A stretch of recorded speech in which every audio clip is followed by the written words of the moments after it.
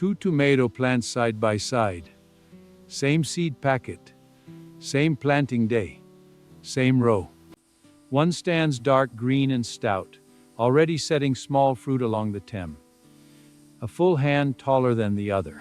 The other sits pale and bare, barely bigger than it was 6 weeks ago, leaves a lighter color, nothing to pick. A man looks at that and thinks one of them got lucky, or one of them got sick. He would be wrong on both counts. No luck, no sickness. The strong one got fed something the weak one never did. It costs almost nothing. And before I show you exactly why it works, here is what it is. A tablespoon of yeast, some molasses, a cup of buttermilk, water. That is the whole list.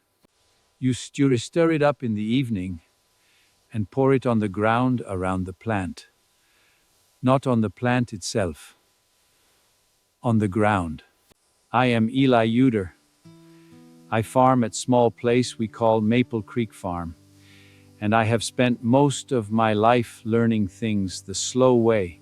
My grandfather poured something that looked a lot like this, tonic, around the base of his tomato plants every season for as long as I can remember. I called it superstition for 3 years. Then I ran the side-by-side test myself. That is the test you are looking at right now. But here is the part that took me those 3 seasons to understand. The tonic was not feeding the tomato. It was feeding something beneath the ground that the tomato depends on completely. And almost every gardener in the country has that backwards. Let me show you what I mean. And then I will show you exactly how to make it. Sarah thought the 2 plants looked different before I did. She was the one who pointed it out in late June. Said the one on the left had a different color to it, darker, like it was absorbing more light. I did not see it until she walked me over and made me look. But the thing I noticed, the thing she did not notice because she does not put her hands in the dirt the way I do, was underneath. I pressed my thumb into the soil beside each plant. The tonic-fed side felt different, darker, softer. It had a smell to it, not unpleasant, just alive. The other bed smelled like nothing, like dry ground. The difference was not in the plant yet, it was in the soil. Under every garden bed that has ever grown anything worth eating, there is a living world. Bacteria, fungi, tiny organisms of every kind, too small to see, too many to count, and their whole job is breaking down what is in the soil and handing it to the root in a form the plant can actually use. That is the system. That is the kitchen. Here is where I got it wrong for 8 years. A bag of blue powder from the garden center does something different. It feeds the plant directly, goes around the kitchen entirely. And the kitchen, left unfed, grows a little quieter every season. You can feel it if you pay attention in the way the soil looks and smells after a few years of it. I bought the same bag every spring for 8 years. The plants grew. But the soil never looked any different from the spring before. Just the same tired ground, needing the same bag again. The soil is not the background, the soil is the kitchen. What you see growing above it is dinner, and dinner is only as good as the kitchen. Feed the kitchen. This is what took me 3 seasons to understand. And it is the whole thing. You are not feeding the plant, you are feeding the soil, and the soil feeds the plant. Most gardeners have it the other way around. They hand the plate straight to the plant and wonder why it never looks full. The plate was never supposed to go to the plant. The plate goes to the ground, to the organisms that do the actual cooking, and they feed the plant in a way no bag of powder ever matches. So this tonic is not really plant food at all. It is food for the life in the soil. That changes everything about what you are pouring and why.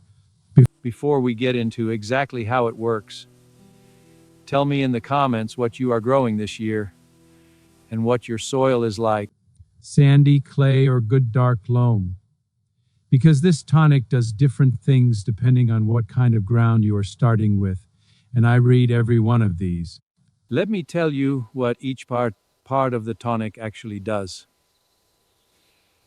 because none of it is an accident. The yeast is not the food, the yeast is the cook. It wakes up the kitchen and sets everything working. When you dissolve yeast in warm water, it begins fermenting, consuming sugars, multiplying, producing compounds that stimulate the soil organisms already present in the ground. It is a starter signal, an alarm clock for the biology below. I had to test this before I believed it, so I made 2 identical batches, one with live yeast, one with yeast I had killed with boiling water. Same molasses, same everything else, different only in whether the yeast was alive. The bed that got the live yeast looked different by week 3. The killed yeast bed did not change. I have my own explanation for why, but what I can tell you honestly is what I found in my garden, not what the science guarantees. This is what happened when I ran it. The molasses is the sustained fuel. It feeds the yeast during fermentation, and when the tonic reaches the soil, the remaining sugars feed the organisms directly. Blackstrap molasses is richest, but plain sugar works in a pinch. This is the part that surprises most people when I tell them. The buttermilk adds a small microbial and calcium boost to the mix. It is not the main event. It is the quiet one in the corner doing useful work. And the baking soda, this is the one people leave out and should not, brings the fermented mix back to neutral before it goes on the ground. Fermentation makes things sour. Soil organisms prefer neutral. 1 teaspoon buffers the acidity just enough. It does not change the soil's pH at this dilution. Just makes the delivery comfortable for what is already living down there. If this is the kind of knowledge you are after, the kind that changes how you think about what is happening beneath your garden, not just what you put on top of it, subscribe to Amish Roots and Garden. Free, every week, no noise. The recipe: 4 things. 1 gallon. 1 tablespoon of active bread yeast. 2 tablespoons of molasses. 1 cup of buttermilk. 1 teaspoon of baking soda added last. 1 gallon of lukewarm water, not hot and no chlorine. If your water is treated, let it sit open overnight or use rainwater. Dissolve the molasses in the warm water first. Sprinkle the yeast on top, do not stir. Leave it overnight in a warm place until it is visibly foaming on the surface. The foam test. If it foams, it is alive. If it is flat, it is dead. Better to know from a bucket than from a row of tomatoes.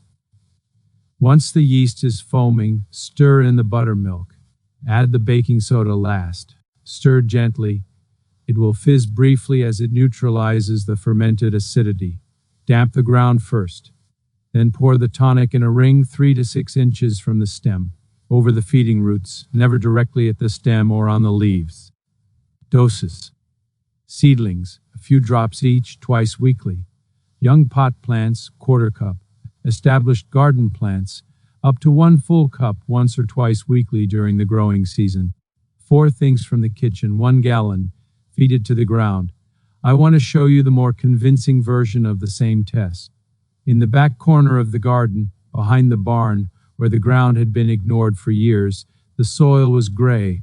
Not brown, not dark, gray. The kind of soil that looks like it has given up. I had been pouring tonic on the front beds all season and watching them improve slowly, the way things in a good garden improve slowly. Then I started giving the same tonic to the gray corner, mostly because I had some left over, and it seemed a shame to waste it.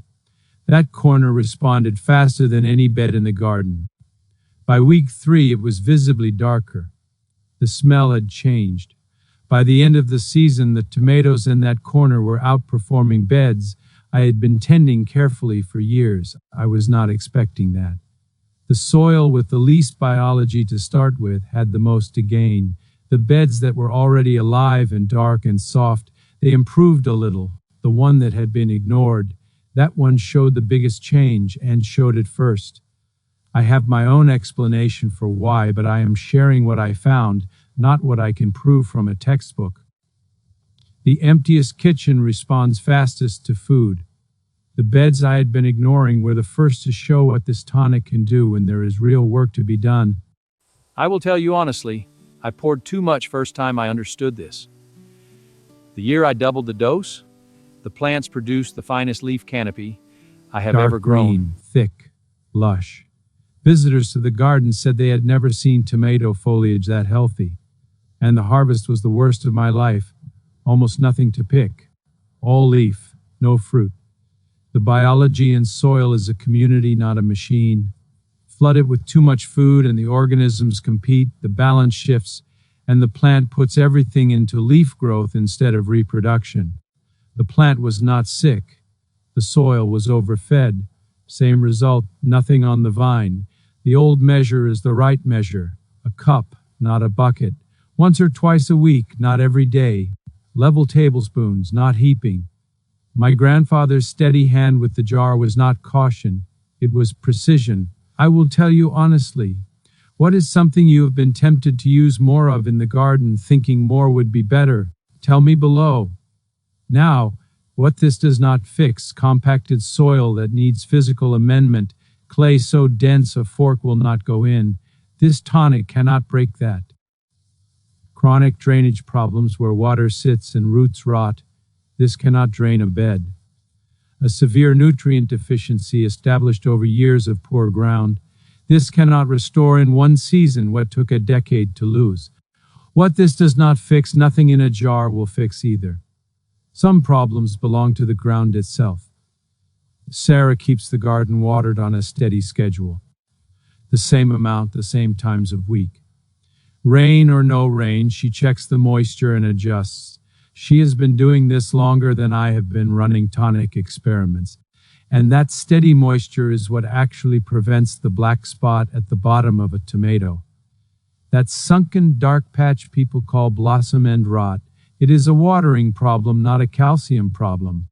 Consistent moisture is what fixes it, not anything in a jar. The buttermilk helps the soil a little. Sarah's watering is what saves the tomatoes. Here is what to watch for after the first application. The first week, you may notice the leaf color deepening slightly. Not dramatically, just a shade.